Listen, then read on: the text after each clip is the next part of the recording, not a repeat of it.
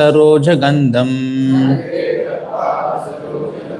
भजते तत्पादसरोजगन्धम् स वेदधातु पदवीं परस्य दुरन्तवीर्यस्य रथाङ्गपाणेः यो मायया सन्ततयानुवृत्त्या भजते तत्पादसरोजगन्धम् स वेदधातु पदवीं परस्य दुरन्तवीर्यस्य रथाङ्गपाणेः यो मायया सन्ततयानुवृत्त्या भजते तत्पादसरोजगन्धम् स वेदधातु पदवीं परस्य दुरन्तवीर्यस्य रथाङ्गपाणेः यो मायया सन्ततयानुवृत्त्या भजते तत्पादसरोजगन्धम्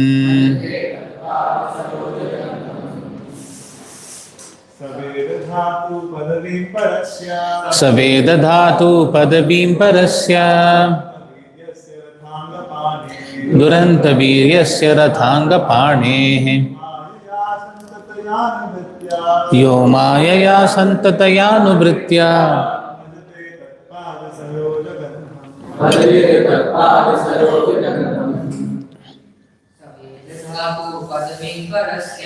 स वेदधातु पदवीं परस्य दुरन्तवीर्यस्य रथाङ्गपाणेः यो मायया सन्ततयानुवृत्त्या भजते तत्पादसरोजगन्धम् स वेदधातु पदवीं परस्य दुरन्तवीर्यस्य रथाङ्गपाणेः यो मायया सन्ततयानुवृत्त्या भजते तत्पादसरोजगन्धम्. Synonyms: Saha, he alone. Veda, can know. Dhatuhu, of the Creator. Padavim, glories. Parasya, of the Transcendence. Durantaviryasya, of the greatly powerful. Ratha Angapanehe, of Lord Krishna, who bears in his hands the wheel of a chariot. Yaha, one who. Amayaya, without reservation. Santataya, without any gap. Anuvritya, favorably. Bhajate, renders service. Tatpada, of his feet. Sarojagandham, fragrance of the lotus. Translation and purport by His Divine Grace Abhay Charanarvinda Bhaktivedanta Swami Srila Prabhupada. Translation: only those who render unreserved, uninterrupted, favorable service unto the lotus feet of Lord Krishna, who carries the wheel of the chariot in his hand, can know the Creator of the universe in his full glory, power and transcendence. Translation with repetition: only those who render unreserved, uninterrupted, favorable service unto the lotus feet of Lord Krishna, who carries the wheel of the chariot in his hand, can know the Creator of the universe in his full glory, power and transcendence. Purport by Srila Prabhupada. Only the pure devotees can know the transcendental name, form and activities of Lord Krishna due to their being completely freed from the reactions of fruitive work and mental speculation. The pure devotees have nothing to derive as personal profit from their unalloyed service to the Lord. They render favorable service to the Lord incessantly and spontaneously without any reservation. Everyone within the creation of the Lord is rendering service to the Lord indirectly or directly. No one is an exemption to this law of the Lord. Those who are rendering service indirectly, being forced by the illusory agent of the Lord, are rendering service unto him unfavorably. But those who are rendering service unto him directly, under the direction of his beloved agent, are rendering service unto him favorably. Such favorable servitors are devotees of the Lord. And by the grace of the Lord, they can enter into the mysterious region of transcendence by the mercy of the Lord. But the mental speculators remain in darkness all the time. As stated in the Bhagavad Gita, the Lord himself guides the pure devotees towards the path of realization due to their constant engagement in the loving service of the Lord in spontaneous affection. That is the secret of entering into the kingdom of God. Fruitive activities and speculation are no qualifications for entering. Thus ends the Bhaktivedanta purport. Om Ajnanatimmirandasya Jnananjana Shalakaya Chakshurunmilitam Mena Tasmai Shri Gurave Namaha.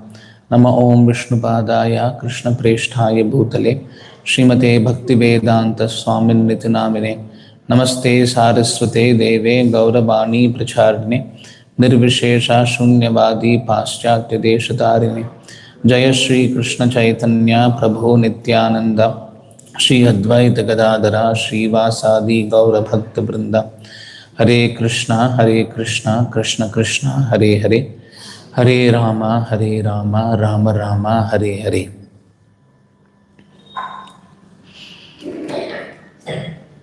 So in today's verse we can see it is described about who can understand the Lord. Saveda Dhatuhu. Veda means to know. Only those, Prabhupada translates Saha means he alone, or only those who render unreserved, uninterrupted, favorable service unto the lotus feet of the Lord. Only he can understand the creator of the universe in his full glory, power and transcendence. Saveda Dhatuhu. Only he can know the creator. Dhatuhu means the creator. How? Padavim, the glories and transcendental nature of the Lord. Padavim Parasya. Padavim means the glories of the Lord. Parasya, the transcendental nature of the Lord. Duranta Viryasya, the power of the Lord. How greatly powerful the Lord is. And who is that Lord? Rathanga Panehe. Ratha means the chariot. Ratha Anga Panehe means one who bears in his hand the wheel of the chariot. When Krishna was protecting Arjuna, he carried the wheel of the chariot to protect Arjuna. When Bhishma was attacking Arjuna, Krishna carried. Therefore, is called as Rathanga Panehe. Is another name of Lord Krishna. And it is described here, Yo Mayaya Santatayanu. Anybody who performs devotional service Amayaya, without any reservation, Santataya, without any gap, incessantly, continuously, Anuvritya, favorably. He must execute service favorably, not unfavorably. Bhajate, tat pada saroja gandham. Tat pada refers to the feet of the Lord, which has the fragrance of the lotus, saroja gandham. So it is only by unreserved, uninterrupted, unreserved amayaya, uninterrupted santataya, favorable anubhritya, favorable service unto whom the lotus feet of the Lord, tat pada saroja gandham, the lotus feet of the Lord which has the fragrance of a lotus, tat pada saroja gandham. And who is that Lord? Ratanga panehe, one who has carried the wheel of chariot to protect his devotee, Arjuna, Krishna, which is referring to Krishna. Only he can know the creator. Dhatuhu refers to creator. Dhatuhu padavim parasya, the glories, the transcendental nature and the powerful nature of the Lord can only be understood by a person who has rendered favorable, uninterrupted and unreserved service to the lotus feet of Lord Krishna.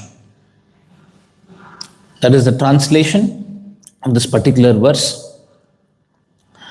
So it is mentioned by Prabhupada in the purport that only the pure devotees can know the transcendental name, form, activities of Lord Krishna due to their being completely freed from the reactions of fruitive work and mental speculation.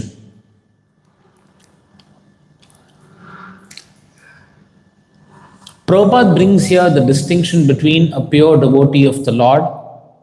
A pure devotee of the Lord is freed from the clutches of the three modes of material nature. We all know that fundamentally every matter is fundamental state of existence is three modes of material nature. Three modes of material nature is what creates varieties in this material world. So three modes of material nature is the fundamental state of matter. And the pure devotee of the Lord transcends the three modes of material nature. Three modes of material nature pervades this entire material creation. So nobody can say, even Lord Brahma cannot say, that he is free from the three modes of material nature. Everybody is under the influence of three modes of material nature to different degrees. And a pure devotee of the Lord is one who has become free from the clutches of the three modes of material nature. So a pure devotee of the Lord, he is even beyond Brahma. He is even greater than Brahma. Of course, the pure devotee, Brahma, Brahma who is taking care of this universe, he is also a pure devotee of the Lord. But it is said that every universe has one Brahma. The Brahma of this particular universe is a pure devotee of the Lord. So, Brahma is also under the influence of the three modes of material nature. And a pure devotee of the Lord is much, much beyond that. We can understand the position of a pure devotee of the Lord. In another place in the Bhagavatam, in the 3rd canto, it is described, Mad guna shruta matrena mayi sarva guhashaye manogatir avichinna yata gangambaso ambudham. Which means the manifestation of unadulterated devotional service as manifested by a pure devotee. This unadulterated devotional service, which is performed by the pure devotee under the lotus feet of the Lord, how does it come? How does one develop that? One develops that or one exhibits that when one's mind is attracted to hearing the name and qualities of the Supreme Personality of Godhead. So the living entity, when it is in the material world, like I described, it is under the three modes of material nature. What are the three modes of material nature? Sattvagun, Rajogun, and Tamogun. All of these three modes have different degrees of influence on the consciousness of the living entity. Prabhupada describes in the Bhagavad Gita that the three modes of material nature can influence the living entity, and it is also described that there is competition between Sattvagun, Rajogun, and Tamogun to influence the consciousness of a living entity. And the influence, Prabhupada uses the word influences the consciousness. It's a very important word to understand. The three modes of material nature influences the consciousness of the living entity. Just like if somebody, you are, let us say, doing sadhana, and somebody is influencing you or enticing you to come and watch a movie. It is your choice whether to get influenced or not get influenced. Similarly, the three modes of material nature influences the living entity to behave in a particular way. The living entity's choice is to act in one of these gunas, either in Sattvagun, Rajogun, or Tamogun. And the living entity must act. And any living entity who acts under the influence of the three modes of material nature is acting unfavorably.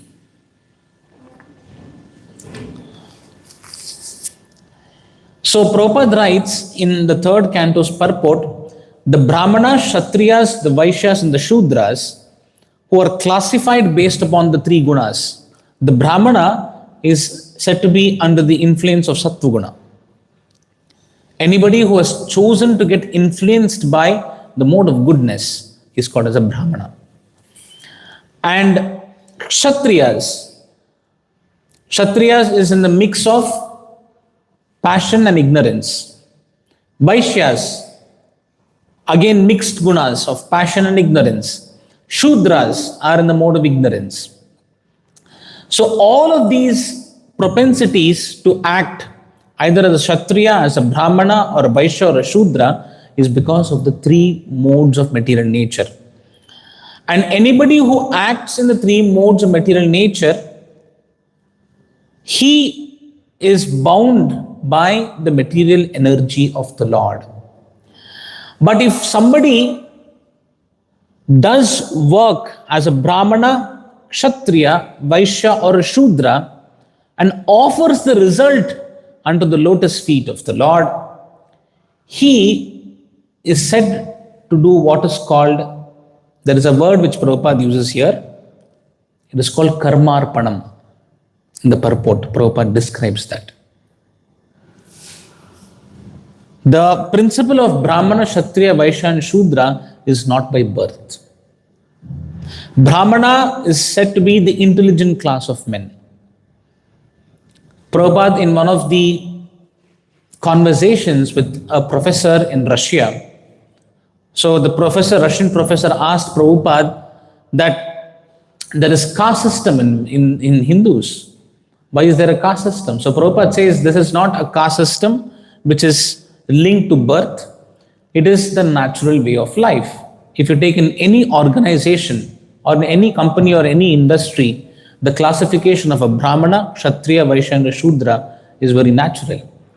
In any organization, if you go, there are the intelligent class of people who strategize as to how a company should be run. The CEOs, the CXOs, or all of those people strategize. They are called as a Brahmana. They have Brahmanical propensity. They are more under the influence of goodness. Then there are people who are good at finance, financial management, like CFOs, Chief Finance Officer, correct, who manages the accounts for the company. They're very good at cracking a business deal, at building the business of the company. So they are like the Vaishyas. Then there is a quality of a manager who manages the entire organization, Kshatriyas. And there are the Shudras who maintain the company. There are, if you go to good MNC company, it is very spick and span, it is clean, everything is neatly arranged. Who does all of those jobs? The Shudra does that. So this is a very natural division, a natural propensity for the living entity, and this propensity is coming because of the influence of the three gunas. The Sattva guna, Rajoguna and Tamoguna. So the influence of the living entity is constantly there, and according to the influence of the living entity constantly works according to if a person is in goodness, he works like a Brahmana. A person is in a mixture of passion and ignorance, he works like a Kshatriya, like a Vaishya or a Kshatriya, and in the mode of ignorance, he works like a Shudra. So this is the nature of the material world. And we should also know that these gunas are not like, somebody is in Sattva-guna, is in complete Sattva-guna. Somebody is in Rajoguna, is in complete Rajoguna. It is not like that. There are different gradations. Prabhupada gives a description that, let us say there is, somebody has 10% of Sattva-guna, 20% of Rajoguna, then remaining 70% of Tamoguna. So you can call him predominantly is in Tamoguna. Likewise, there are different combinations, permutations and combinations of these gunas. And according to the different permutations and combinations of these gunas, there are different gradations of consciousness. So it is mentioned, Prabhupada describes that 3 into 3 is 9. Correct? There are different 9 varieties of consciousness. And 9 combined with again 3 is 27. 27 again combined with 3 is 81. 81 again combined with 3 is how much? 264. How much is it? 243. Like this, if you go on and on, there are lakhs of gradations of consciousness. And the living entity can be classified to behave in one of these consciousness, which is under the influence of the 3 modes of material nature. So, when the living entity is under the 3 modes of material nature, he has a tendency for 2 things. 1, fruitive activities. Second one, mental speculation. Fruitive activities means the activity done for some personal benefit or some fruits. That's called fruitive activities. It's a beautiful word coined by Prabhupada. There's no word in English called fruitive.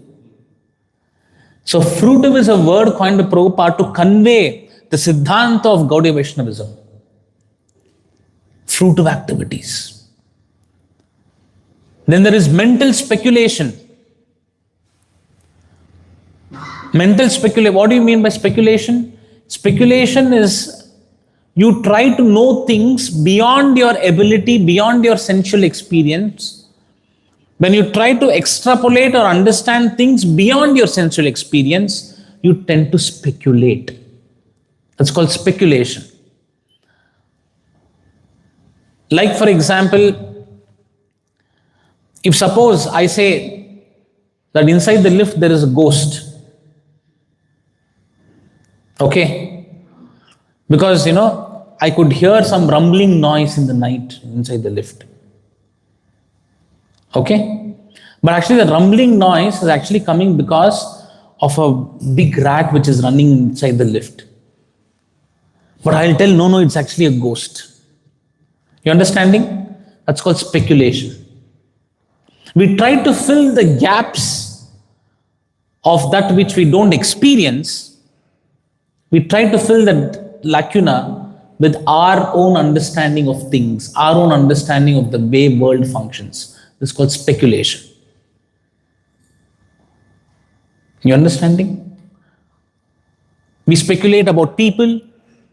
This guy is like this probably. We make judgments about people. Correct? But a pure devotee of the Lord is free from this fruitive tendency, the tendency to go after fruits, and he's also free from mental speculation. He's free from both. Why? because he has transcended the three gunas. That is why the definition of bhakti, of pure bhakti, as given by Rupa Goswami in the Bhakti Rasamrita Sindhu, states, Anya bilashita shunyam. There is no other bilasha, there is no other desire. Jnana karma dhyanavritam. Jnana refers to speculative tendencies. He is free from speculation. Jnana karmadi. He is free from speculation and fruitive work.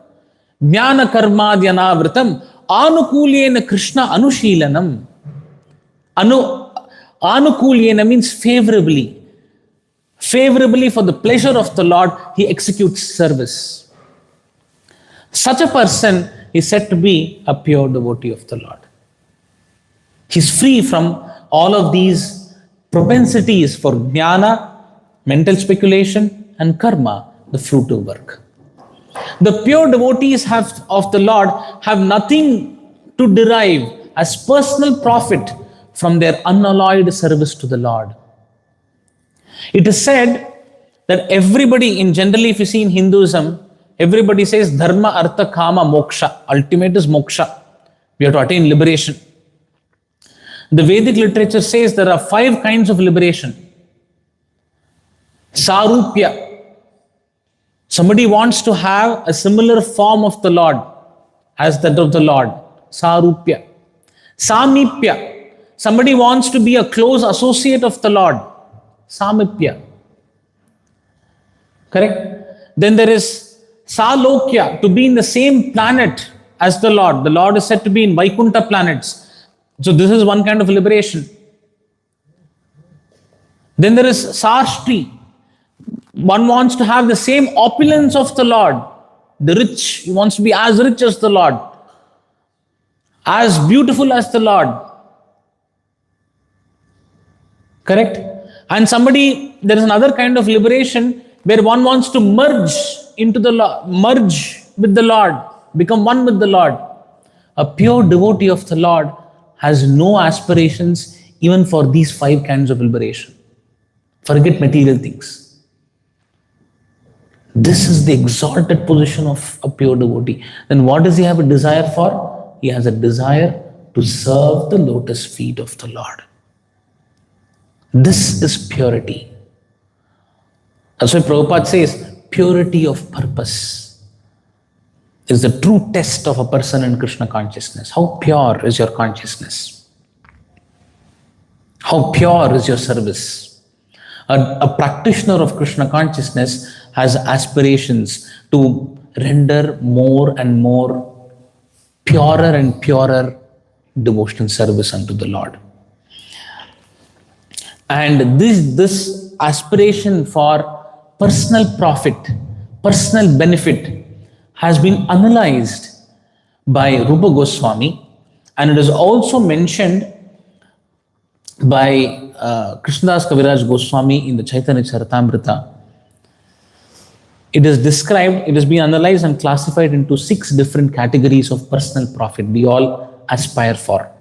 And these aspirations are natural in a person who is under the 3 modes of material nature. What are they? It is described Nishiddhachara, Kutinati, Jiva Himsa, Puja, Labha, Pratishtha. What are these things? Puja. What does this puja mean? Yes? Self-glorification. The desire to be, everyone should do puja for me. Now that I'm a devotee, you see I'm wearing tilak and coming to office, people should respect me. It's called puja. Labha, mundane profiteering. To get some profit out of Krishna consciousness. Because I'm chanting Hare Krishna mantra, I'm able to perform well in my work. Therefore, I'm practicing Krishna consciousness. It's called mundane profiteering. Puja, Labha, Pratishtha. Pratishtha means consolidated power. If I chant Hare Krishna mantra, I can work very well, I can secure a lot of money. And with that money, my future is secure. If I chant Hare Krishna mantra, my mind becomes very sharp. I can perform my work very, very well. I can get some good power in the organization. The moment I get good power, my career is very secure. That's called pratishtha. Puja, labha, pratishtha. And then kutinati, diplomatic behavior. Prabhupada writes in the purport that diplomatic behavior cannot satisfy the Atma. What is diplomatic behavior? Diplomatic behavior means you have a certain kind of a feeling towards another person. Let us say you have a bad feeling towards another person. You try to mask it and you try to behave in a way that he doesn't get displeased. It's called diplomatic behavior. Prabhupada rather says that diplomatic behavior cannot satisfy the Atma. It cannot even satisfy the body and the mind. The culprit mind is always suspicious. Therefore, our dealings should always be straightforward and approved by authorities. That's ideal. But the social setup that we are living in forces us to be diplomatic. Because if you're straightforward, you lose your job. Correct? So one has to intelligently apply these principles. But of course, Prabhupada is given as a solution as to how to navigate such situations in life. Prabhupada talks about all that. If we treat people diplomatically or duplicitously, our spiritual advancement is obstructed.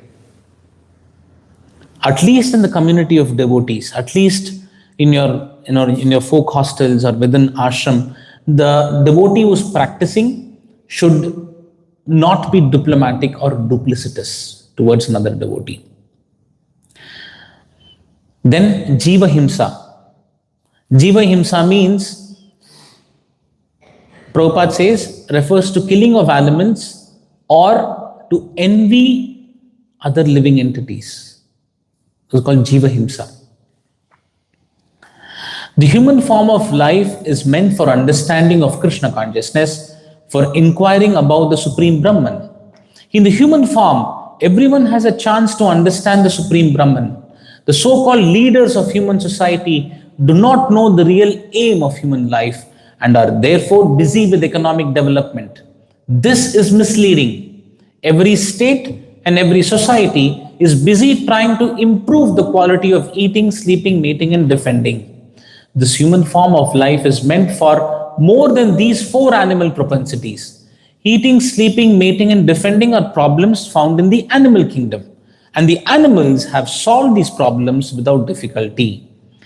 The difficulty is that people are not educated to understand this simple philosophy. And they think that is advancement of civilization. Such a leader who is misleading people is causing Jiva Himsa to the people. By not making the living entity aware about why he is suffering in this world, why he is born in this world, what is our relationship with the Lord, what is the purpose of life. When a leader doesn't do this or guide people in this direction, he is actually causing Jiva Himsa.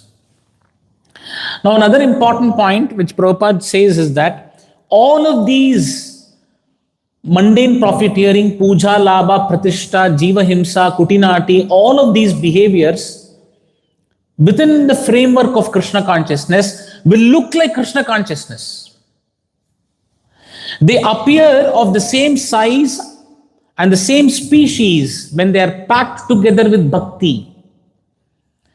When we come in touch with the spiritual master implants a bhakti bija in our heart. Bhakti bija refers to a seed. And how do you nurture a seed? How do you cultivate a seed, a plant from a seed? You pour water. And what is that water? Chanting and hearing. When you chant and hear, you're pouring the water on the seed and the seed begins to sprout and slowly the bhakti begins to grow. But when you're pouring water into the soil, sometimes there are other plants other than the main plant which grows, which are called weeds. And Prabhupada says these weeds are puja, labha, pratishtha, jiva, himsa, kutinati. These are the weeds. And these weeds look like bhakti.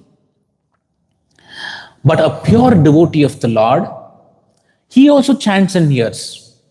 For him also these weeds tend to grow. But what does he do?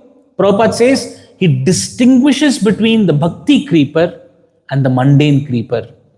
And he is very alert to distinguish them and keep them separate.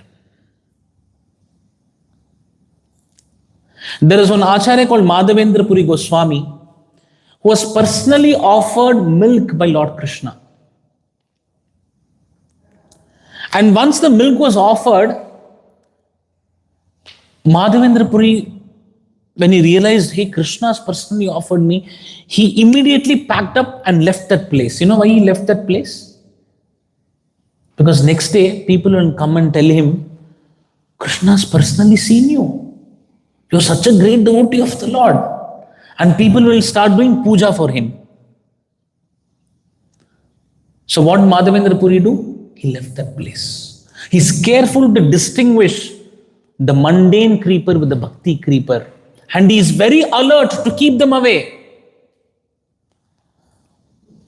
So this is a pure devotee of the Lord. A pure devotee strives to keep puja, labha, pratishtha, the bhakti, the mundane creepers which grow along with bhakti. He keeps them away. And he executes his service for the Lord only for the pleasure of the Lord and not for his own personal pleasure. And Bhaktisiddhanta Saraswati Thakur further says, the unwanted creepers have been described by Bhaktisiddhanta Saraswati Thakur. He states that if one hears and chants, so we are all chanting and hearing. All of us are chanting and hearing. If one hears and chants without trying to give up the offenses, one becomes materially attached to sense gratification. One may also desire freedom from material bondage like the Mayavadis, or one may become attached to yoga siddhis and desire wonderful yogic power. If one is attached to wonderful material activities, one is called a siddhi lobi, greedy for material perfection. One may also be victimized by diplomatic or crooked behavior, or one may associate with women for illicit sex. One may make a show of devotion service, or one may try to support his philosophy by joining some caste or identifying himself with a certain dynasty. All of these things hampers bhakti. But a pure devotee of the Lord is free from all of these things. Can you imagine the state of consciousness of a pure devotee? Bhaktisiddhanta Saraswati Thakur further says, one may become a cheap Vaishnava by trying to chant in secluded places. One may desire mundane reputation by making compromises with non-devotees concerning one's philosophy. They'll make a compromise. Non-devotees have their own philosophy. Wow, what he's saying is also correct. We kind of make a compromise. Or one may become a supporter of hereditary caste system. So all of these things are mundane creepers which stops from becoming a pure devotee of the Lord. He will not be able to understand the power, the glory, the transcendental nature of the Supreme Lord. Because here it is said in today's verse, what does it say? Saveda dhatu padavim parasya. Saha means only he. Who is that? Only a pure devotee of the Lord can know the Creator, the padavim, glories, parasya, the transcendental nature, and viryasya, the power of the Lord. Without becoming a pure devotee of the Lord, we cannot know his power. Just like in Mahabharata, Prabhupada also describes in the Krishna book about Shishupal. Shishupala was always envious of Lord Krishna. So once after defeating Jarasandha was defeated by Bhima. After defeating Jarasandha, King Yudhishthira decided to perform a Rajasuya Yajna in his kingdom, Hastinapura. In that Rajasuya Yajna, he had called exalted personalities. He had called Lord Brahma, he had called Lord Shiva, he had called the Gandharvas, the Chanaras, Vidyadharas, great personalities from different planets he had called many great sages to be a part of the sacrifice. So all exalted exalted personalities had gathered for this Rajasuya Yajna. In this Rajasuya Yajna, before the Yajna had to start, the greatest personality who is in that assembly has to be worshipped. So there was a debate on who should be worshipped. So at that time, Jarasandha's son, who is Sahadeva, he suggested that Lord Krishna is the personality who should be worshipped. And he glorifies the position of Krishna, saying that Sarva Karana Karana is the cause of all causes. He is the supreme cause of all the demigods. And he is present right here. And he should be worshipped. The moment Sahadeva glorified Krishna like this, Shishupala became angry. How can you say this Krishna who stole Rukmini and went away? How can you say this Krishna? Because Shishupala was due to marry Rukmini, but Rukmini was kidnapped by Krishna. So therefore Shishupala was very angry. How can you say that this Krishna is such, how can you glorify this Krishna and he is the first person to be worshipped? Shiva is present, Brahmanas are present, sages are present. Krishna is not like a sage. Shishupala could see the form of Krishna. Shishupala could see the activities of Krishna. But because he is not a pure devotee of the Lord, he could not understand the transcendental nature, the activities in the correct spirit, in the proper angle. He misunderstood Krishna to be a normal man. Why? Because he is not a pure devotee of the Lord. And the moment he started offending Krishna, the kings there began to stop him by trying to fight. But Krishna said, no, don't worry. He pacified all the kings, don't become agitated. And then Krishna, out of his causeless mercy, killed Shishupala. You see, Shishupala could see the form of the Lord. He saw the activities of Lord Krishna, but he could not understand that Krishna is parasya, is transcendental. The transcendental nature of the Lord cannot be understood. On the other hand, we have another example of Sudama. Sudama is such a great devotee of the Lord, but materially he was in a poverty-stricken condition. He did not have sufficient money to even feed his own family. So his wife insisted that your friend Krishna, because Sudama was Krishna's classmate and they were all friends. So the wife insisted that your friend Lord Krishna is in Dwarka. Such a rich king.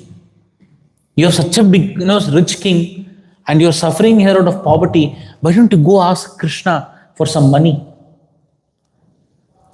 So Shishupala went to Krishna not asking money, although the wife insisted to go meet Krishna. He took some chipped rice and he went to see Krishna and he wanted to offer this chipped rice as an offering of devotion to Krishna. He never asked for money. So what did Krishna do on the other hand? Krishna came at the gate where Shishupala is standing. He said, Shishupala, please come. He washed his lotus feet. And he could understand the mind of Krishna. Krishna could understand the mind of Shishupala. Correct? And Shishupala said that I have got this something, but he was hiding that. He didn't want to give to Krishna because it was chipped rice. Chipped rice, poha. Some old poha is there in a small little pouch. And Krishna is such a big king. How can I give this to him? Because although this is all I have. But Krishna insisted, I know something you have got. Give me that. And Krishna happily accepted the chipped rice.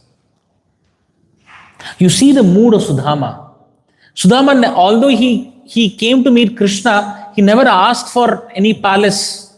Although the wife insisted. Hey, your friend Krishna is there, go ask for some money. He never wanted to ask money. All that he wanted to do was render pure devotion service unto Lord Krishna. And Krishna acknowledged. And as a result, what happened? The hut in which Sudama was living was converted into a beautiful palace. But Sudama never asked for it. But Krishna provided. So the Supreme Personality of Godhead can only be understood in the vision of a pure devotee of the Lord. Only in the vision of a pure devotee of the Lord can one appreciate the transcendental name, the transcendental activities, and the transcendental qualities of the Supreme Personality of Godhead, and not otherwise. So this is the contrast. So we have to aspire to become pure devotees of the Lord. So without aspiring to become a pure devotee of the Lord, we definitely cannot make tangible progress in Krishna consciousness. And yet another place. So somebody may claim that, Prabhu, all that is fine. I'm being a part of the folk hostel. Although I work outside, I give him part of my money to the temple and also do some devotion service. Prabhupada says in another purport that even devotion service can be contaminated by the influence of the three gunas. So there is devotion service in the mode of goodness. Prabhupada describes about this. Devotion service in the mode of ignorance, devotion service in the mode of passion, and devotion service in the mode of goodness can be divided into 81 different categories. There are different devotional activities such as hearing, chanting, remembering, worshipping, and each of them can be divided into 3 different categories. There is hearing in the mode of passion, there is hearing in the mode of ignorance, and there is hearing in the mode of goodness. Similarly, there is chanting also in the mode of goodness, passion, and ignorance. And Prabhupada further describes 3 multiplied by 9 equals 27, and when again multiplied it becomes by 3, it becomes 81. One has to transcend all such mixed material devotion services. So the spirit of service is very, very important. The spirit of service. And Prabhupada says, anybody who is in goodness, he can actually appreciate or progress in spiritual life faster. So a pure devotee of the Lord has transcended this mixed devotion service in order to reach the standard of pure devotion service as explained. So it's very, very important as practitioners of Krishna consciousness to always understand the fact that we are never free from the influence of the 3 gunas. And because we are never free from the influence of 3 gunas, our devotion service is always contaminated. Then how do we become free? How do we become free from the clutches of the 3 gunas? So this has to be learned from a pure devotee of the Lord. And then Prabhupada writes in one of the purports that an aspirant of Krishna consciousness is given the right intelligence by Paramatma within the heart and Chaitya Guru and the spiritual master as to how to make advancement towards becoming purer and purer. So this Krishna consciousness process is meant to make pure devotees of the Lord. Therefore, Prabhupada says, I'll be happy if one person becomes a pure devotee in my movement. It is not that everybody who's a part of it becomes one person, because it's very difficult. But we all, have to have that aspiration to be a pure devotee of the Supreme Personality of Godhead. So these are some of the points that we can understand from today's purport in today's verse, where Prabhupada talks about a pure devotee. So in the final purport, Prabhupada writes, as stated in the Bhagavad Gita, the Lord himself guides the pure devotee towards the path of realization due to their constant engagement in the loving service of the Lord in spontaneous affection. That is the secret of entering into the kingdom of God. Correct? So this is an opportunity for all of us. Prabhupada set up an institution where we can practice all of these principles, the principles of devotion service. We can make gradual, steady progress towards becoming a pure devotee of the Lord, and given us a very clear path of how to attain that particular state of consciousness that a pure devotee has. So that is what we can understand from today's verse. I think we have overshot the time. We will stop here.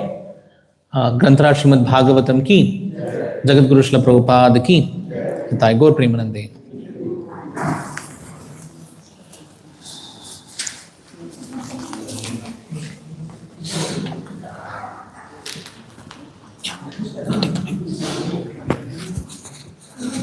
Thank you.